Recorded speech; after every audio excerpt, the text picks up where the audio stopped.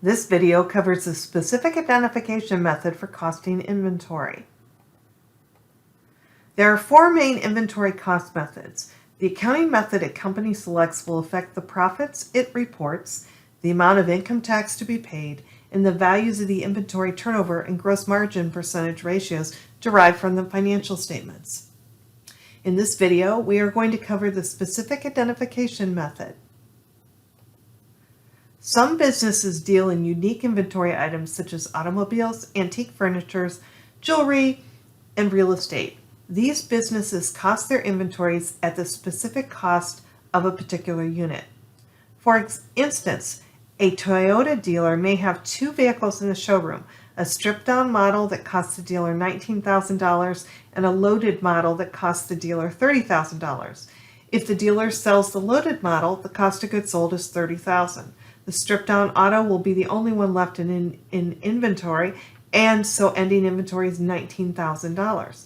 This method is too expensive to use for inventories items that have common characteristics such as bushels of wheat, gallons of paint, or auto tires.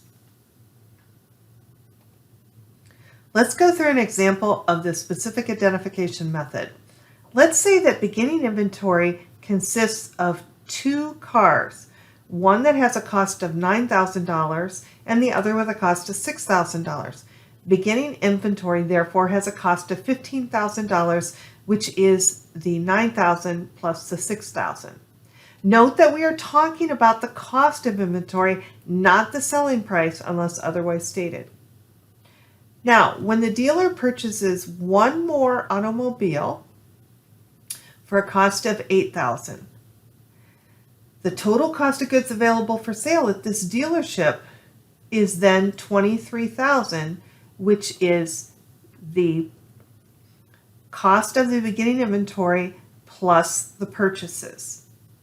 At the end of the period, the $9,000 car is still in ending inventory.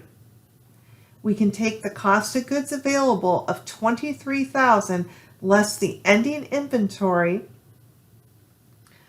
of $9,000 to get the cost of goods sold of $14,000.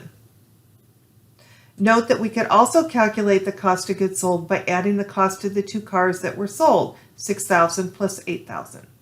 The specific identification method can only be used by companies that can track their inventory by serial numbers or unique characteristics. Typically, these are high-cost unique items. Otherwise, this inventory cost method would not be feasible or cost-effective. Okay, that's it. We're done with this one. This video was created and narrated by Dr. Sell-Tietz. Have a great day.